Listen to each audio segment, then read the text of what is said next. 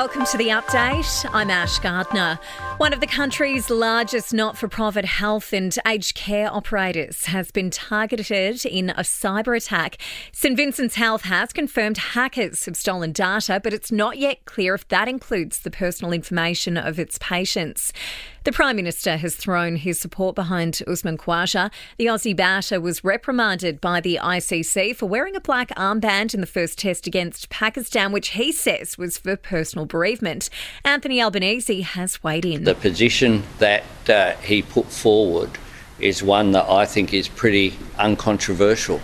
An additional support package has been announced for Far North Queensland as it continues its recovery from major flooding.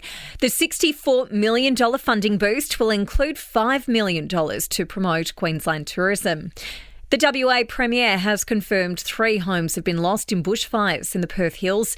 Assessments undertaken at Parkerville have revealed several sheds and vehicles have also been destroyed, while police continue their search for the person responsible for flying a drone near a bushfire at Lancelin, north of Perth, bringing aerial firefighting efforts to a halt for almost an hour. The Bruce Lerman defamation trial is in its final day, with the former political staffer's legal team delivering closing submissions. The federal court justice will deliver his judgment at a later date.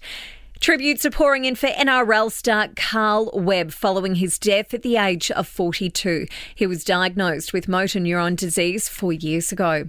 It's not the Christmas weather forecast we were hoping for. Meteorologists are warning the weather is set to intensify this weekend, with the East Coast set to cop a drenching. Brisbane and Canberra are in store for the bigger storms, while in Perth it'll be blue skies and over 30 degrees.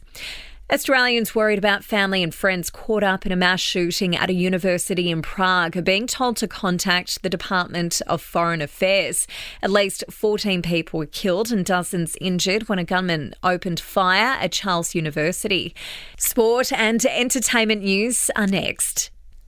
India has returned to the crease on 1 for 98 after Australia were all out for 219 on the second day of the women's test match between India and Australia in Mumbai.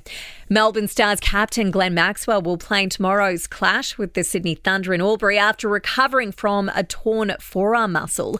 In tonight's A-League action, Adelaide takes on the Newcastle Jets.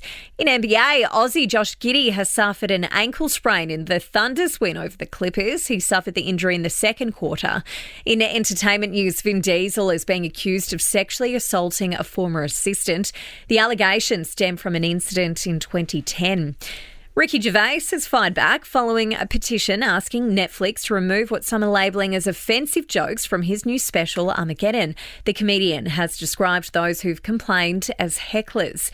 And the Oscars shortlist has been announced for the 10 categories for the upcoming ceremony. Barbie leads the way with 5 mentions.